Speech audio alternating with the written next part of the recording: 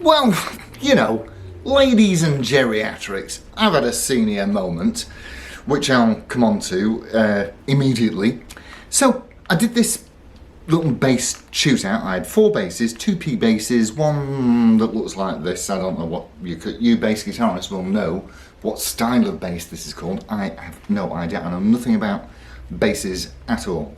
And a Hofner violin type bass. And so I did all 4 basses and shoot out between 4 of them, and because one of them, well actually 2 of them were coming for work, but one of them the guys got back and I deleted the flaming video like a senior citizen, which you know, anyway, so what I'm going to do is play the same basic phrase. So no, you're only going to hear 3 now. You're not going to hear the 4th one because it's gone back.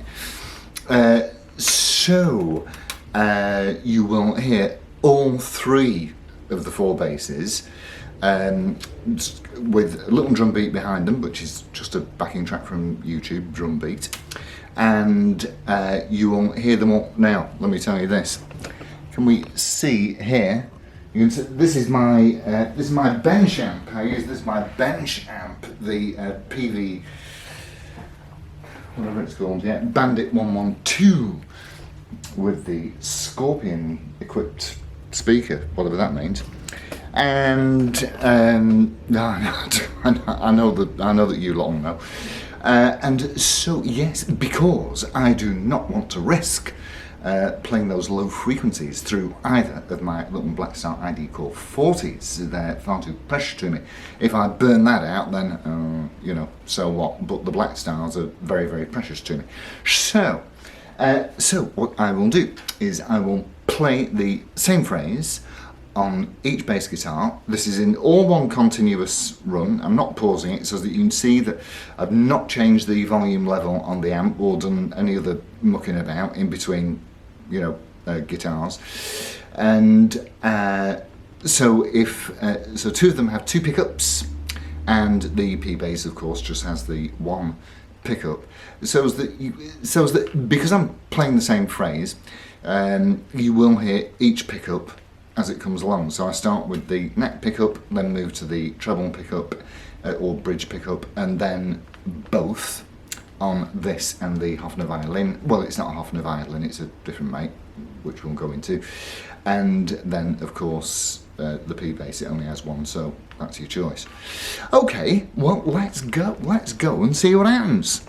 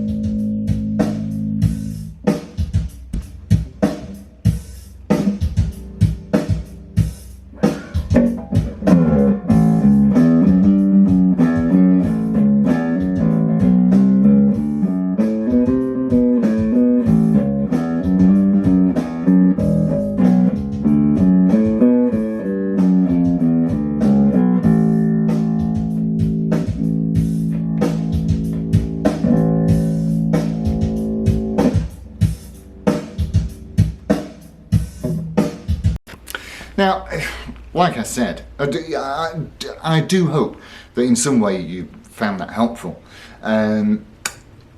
So we'll start with this one, and I will tell you. Well, I don't have a favourite because I don't play bass guitar, and any guitarist who thinks that it's a regular guitar with 2 fewer strings, think again. Playing a bass guitar is a very specialist subject and requires a great deal of dedication and skill to get right. So this one is is it Legacy or Liberty? Liberty, you see. Nope, neither have I. And now apparently Tanglewood make a Liberty guitar, but whether that extends to bass or not, I don't know. So I couldn't really say the specific origins of this. I mean, it's well made. I do like the colour, and I do like the range of tones. This is going to be really, really quick. So they're all roughly the same to play in terms of, action and what have you. So this one I like because it does, for my Lugo, I mean, you've listened to them, so you tell me what you think, but certainly to my Lugo, this one seems to have the greatest range of tones, is what I would say. And I like the colour. Yeah, I know. And yes, I used to be a hairdresser once. So this is equipped with in fact they've all got new strings on, so they should all be nice and dingy. Okay, so that's the first one. That's the Liberty by Lord only knows who. Possibly Tanglewood, but I couldn't guarantee it at all. Alright, moving on. Now, this one, the Hofner violin bass copy. These are actually a known make. And I doubt, the NY is in fact New York, and I doubt very, very much, that it was made in America, for 2 reasons. One is that this belongs to a mate of mine who does like his budget stuff, and I can't imagine him splashing out a whole heap of money on an American-built instrument. But the main reason I think that this was made in China is because there's actually a sticker on the back that tells you it was made in China. So that's my detective work done for today. Okay, so this one, love it. Feels very solid, very well made. It is easy, probably the easiest one of the 3. And really, I could say of the 4. The other one was called an Amoon. And I've left the, when I took the thumbnail photo for the front shot, you'll see the Amoon in the picture, and it's fine. But again, another very, very budget bass. But this is very, very, very nicely constructed. It's got a lovely, lovely, lovely thin neck, and has probably, I'm guessing, a slightly shorter scale than the others. So this is great to play. There's no F-holes, of course. Which is probably better because you don't want your bass feeding back anywhere, do you? Do they? Does anyone? No, I don't think so. And so it is, we've got Goto style tuners on here. There is some adjustment in the bridge. It's one of those daft Hofner style take the saddles out and stick them in between two different slots of wood, like that one of my mates Simon's, that Hofner club, the black one that I did a few months ago. And it's also got the actually slightly less confusing control panel here, only confusing in the respect that this volume control operates this pickup and that volume control operates this pickup, which to me is just, well, they'd not thought that one through, had they, you see?